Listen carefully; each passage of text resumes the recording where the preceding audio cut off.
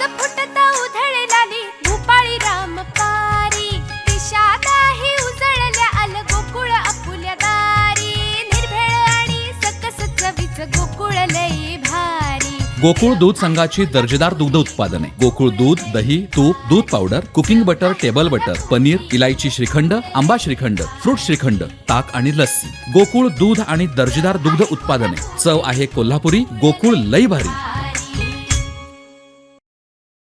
कोकणातील बीच खाद्य संस्कृती याचबरोबर धार्मिक पर्यटन बहरणं आवश्यक असल्याचं मत पालकमंत्री रवींद्र चव्हाण यांनी व्यक्त केलं। कोकण 7 लाईव्हच्या ऑक्सिजन टुरिझम या नव्या मिशनच्या निमित्तानं मुख्य संपादक सागर चव्हाण यांनी त्यांच्याशी खास संवाद साधला, त्यावेळी ते बोलत होते, पाहूया।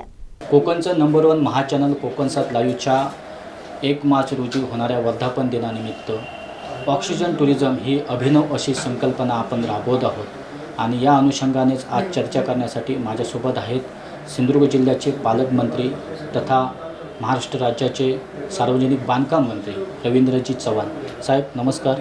सर्वप्रथम कोकणचं नंबर 1 महाचॅनल कोकण 7 लाईव्हमध्ये तुमचं स्वागत आहे साहेब। खरं तर पर्यटन ही खऱ्या अर्थानं सिंधुदुर्ग जिल्हाच नव्हे तर संपूर्ण कोकणची ओळख आहे आणि आज खऱ्या अर्थानं पर्यटनाची व्याख्या बदललेली आहे आणि म्हणूनच वर्धापन दिनाचं औचित्य साधून ऑक्सिजन टुरिझम ही आम्ही संकल्पना सत्यात उतरवण्याचा प्रयत्न करतोय, काय सांगा?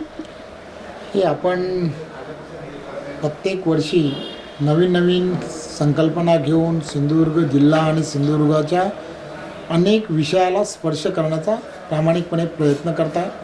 कोकण 7 या चॅनलचं खऱ्या अर्थाने करावं तेवढं कौतुक कमी आहे। कोकण आणि सिंधुदुर्ग हा पर्यटन जिल्हा म्हणून ओळखला जातो आणि पर्यटनाची व्याख्याच आपण सर्वांनी लक्षात घेतली पाहिजे की शहरातील असणारा व्यक्ती की जो प्रदूषणाने फार मोठ्या अडचणीत येत असतो आणि त्याला कुठेतरी मोकळा श्वास घ्यायचा असतो आणि तो मोकळा श्वास त्याला निसर्गाच्या सानिध्यातच घेता येऊ शकतो आणि खऱ्या अर्थाने कोकण हे कॅलिफोर्निया म्हणूनच तिला दुसऱ्या अर्थाने ओळखलं जातं आणि कोकणामधलं असणारं सौंदर्य, इथली असणारी मोकळी हवा आणि या सगळ्या गोष्टी या पर्यटकांना हव्याशा वाटत असतात आणि खऱ्या अर्थाने पर्यटकांना असा मोकळा श्वास कुठे घेता येईल, ही ठिकाणं कोणती आहेत किंवा त्या ठिकाणांबद्दलची असणारी माहिती ही सर्वसामान्य महाराष्ट्र आणि महाराष्ट्राबाहेरील असणाऱ्या पर्यटकांपर्यंत पोहोचवण्याचं काम आपण या माध्यमातून करणार आहोत आणि हा एक वेगळा कन्सेप्ट आपण तयार करताय, ऑक्सिजन टुरिझम म्हणून करताय। गोवा आणि महाराष्ट्रामधील असणारं सिंधुदुर्ग यांना एकत्र घेऊन हे करण्याचा प्रयत्न करतायत। मी खऱ्या अर्थाने आपलं कौतुक करतो आणि आपल्या चॅनलला वर्धापन दिनाच्या खूप खूप शुभेच्छा देतो। साहेब, एक शेवटचा प्रश्न। खरं तर सिंधुदुर्ग जिल्ह्याची ओळख ही फक्त निसर्ग पर्यटन किंवा बीच पर्यटन एवढीच नाही तर एक धार्मिक पर्यटन म्हणून देखील एक आपल्या कोकणची ओळख आहे आणि खऱ्या अर्थानं धार्मिक पर्यटनाच्या संदर्भात तुम्ही एक पुढाकार घेतलेला आहे, काय सांगाल? मुळात तुमची या संदर्भाची व्याख्या काय? कोकणची माणसं साधी भोळी असं नेहमीच म्हटलं जातं आणि कोकणातला माणूस आणि व्यक्ती हा धार्मिक असतो।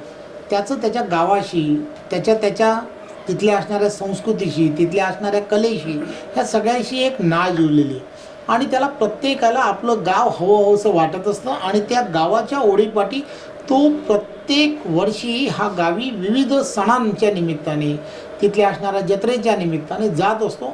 जाताना तो त्यांच्याबरोबरच्या असणाऱ्या मित्रमंडळींना सुद्धा मोठ्या प्रमाणामध्ये घेऊन जातो। ही एक वेगळ्या पद्धतीची कोकणाची असणारी ओळख आहे। इथली असणारी देवळं, त्या देवळांमध्ये असणाऱ्या वेगवेगळ्या प्रथा, परंपरा, हे एक सगळं एक वैभव आहे, कोकणाचं असणारं वैभव आहे आणि ते वैभव पूर्ण महाराष्ट्राला ज्ञात आहे, परंतु त्याची ओळख ही डिजिटल माध्यमातून करणं, त्याला लोकांपर्यंत अधिकाधिक लोकांपर्यंत नेणं हे अत्यंत गरजेचं आहे आणि मला असं वाटतं की ते नेण्यासाठी तिथे वेगवेगळ्या सोयीसुविधा उपलब्ध करणं गरजेचं आहे। त्या धार्मिक स्थळांकडे जाणारे रस्ते चांगले असले पाहिजेत। त्या ठिकाणी ज्या वेळेला जत्रा किंवा महोत्सव त्या ठिकाणी असतात त्या ठिकाणी वेगवेगळ्या तिथे असणाऱ्या ज्या नागरिक सुविधा आहेत ज्यांचा अभाव ज्या नागरिकांना वाटतो, पर्यटकांना वाटतो, तो दूर करणं अत्यंत गरजेचं आहे आणि त्यासाठी कुठेतरी प्रयत्न प्रशासन म्हणून करण्याची गरज आहे आणि मी त्याच्यात एक पहिलं पाऊल टाकलं आहे। खरं तर धार्मिक पर्यटन म्हटलं की कोकणातलं तळ कोकणातलं सर्वांच्या समोर येते ती म्हणजे आंगणेवाडीची यात्रा. खरं तर आंगणेवाडी आणि तुमचं एक जवळचं नातं आहे, एक घरातलं नातं आहे आणि यावर्षी आंगणेवाडीची जत्रा होते आहे. तर यावर्षी या आंगणेवाडीच्या जत्रेमध्ये निमित्त पहिल्यांदाच असं एक ॲक्शन प्लॅन आणि खऱ्या अर्थानं सगळ्यात महत्त्वाचं ज्या पायाभूत सुविधा असतात त्या येणाऱ्या प्रत्येक इथल्या पर्यटकाला, इथल्या भाविकाला मिळणं हे फार गरजेचं आहे आणि त्या दृष्टीने तुम्ही ॲक्शन मोडमध्ये आलेला आहात. काल परवाच तुम्ही अगदी त्याच्यावर आढावा घेतलेला आहे. काय सांगाल एकंदरीत ह्या ज्या पायाभूत सुविधा आहेत यावर्षी येणाऱ्या भाविकांना, कारण कोविडनंतर पहिल्यांदाच मोठी जत्रा होणार आहे आणि या निमित्त येणाऱ्या प्रत्येक भाविकाला, प्रत्येक भक्तगणाला काय सांगाल, काय मेसेज जाईल या निमित्तानं?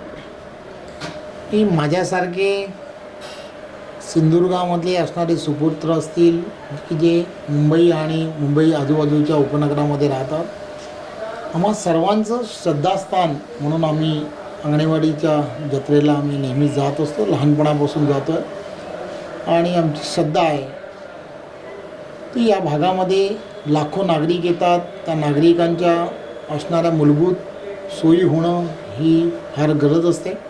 तिथे रस्ते चांगले असले पाहिजेत, तिथे पाण्याची व्यवस्था असली पाहिजे. या सगळ्या छोट्या छोट्या गोष्टी आहेत की फार मोठ्या नाहीत परंतु महत्त्वाच्या आहेत आणि त्या सगळ्या गोष्टींकडे फार बघणं गरजेचं असतं. तिकडचं असणारं आंगणेवाडी ग्रामस्थ मंडळ जे आहे ह्या सर्व सोयी ह्या लोकांना कशा उपलब्ध होतील यासाठी रात्रंदिवस झटताना मी गेली अनेक वर्ष पाहतो आहे. परंतु प्रशासन म्हणून त्यांना जो सपोर्ट लागतो तो सपोर्टसुद्धा फार गरजेचा असतो. मी आता पालकमंत्री म्हणून मला देवीच्याच कृपेने तिथली जबाबदारी मिळाली आहे. त्यामुळे थोडंसं त्यामध्ये अधिकचं काय करता येऊ शकतं तो करण्याचा एक छोटासा प्रयत्न आम्ही सगळेजण करतो. आमचे दिवसभरातले सर्व अपडेट्स, ताज्या घडामोडी आणि थेट लाईव्ह पाहण्यासाठी सबस्क्राईब करा, लाईक करा कोकणचं नंबर 1 महा चॅनल कोकण 7 लाईव्हचं YouTube चॅनल.